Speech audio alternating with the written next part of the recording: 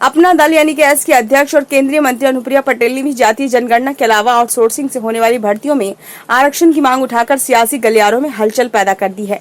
अनुप्रिया ने कहा कि आउटसोर्सिंग कैंसर से भी खतरनाक है। आउटसोर्सिंग में भर्तियों में आरक्षण का पालन नहीं किया जा रहा है।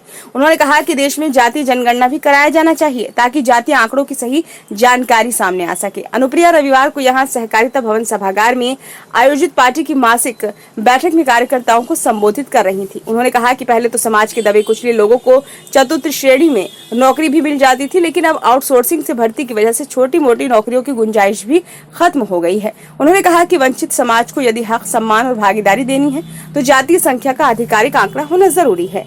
अनुप्रिया ने कहा कि संविदा नौकरियों में आरक्षण की मांग हम इसलिए करते हैं क्योंकि संविदा की नौकरी भी सरकारी नौकरी है और अगर सरकारी नौकरी है तो आरक्षण भी होना चाहिए। उन्होंने न्यायपालिका में भी वंचितों की भागीदारी बढ़ाने के लिए अखिल भारतीय न्यायिक सेवा का गठन करने की मांग उठाई।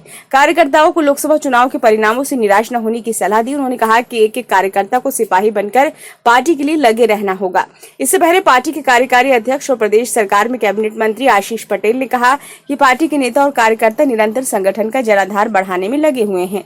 हमारे कार्यकर्ता पूरी लगन से लगे हुए हैं। आने वाले समय में अपना दल का प्रदर्शन चुनाव में और बेहतर होगा। कार्यक्रम के बाद पत्रकारों से बातचीत में अनुप्रिया ने केशव प्रसाद के बयान का समर्थन करते हुए ये बात सही है कि संगठन सरकार से बड़ा होता है। उन्होंने कहा कि संगठन की मेहनत से ही सरकारें बनती हैं, इसलिए संगठन के महत्व से इनकार नहीं किया जा सकता है। संगठन की अहमियत को किसी एक नहीं बल्कि सभी पार्टियों में अधिक होता है। अयोध्या की घटना को लेकर अनुप्रिया ने कहा है कि अपराधी का कोई जाति या मजहब नहीं होता। इस मामले में आरोपी के खिलाफ कड़ी कार्रवाई होनी चाहिए।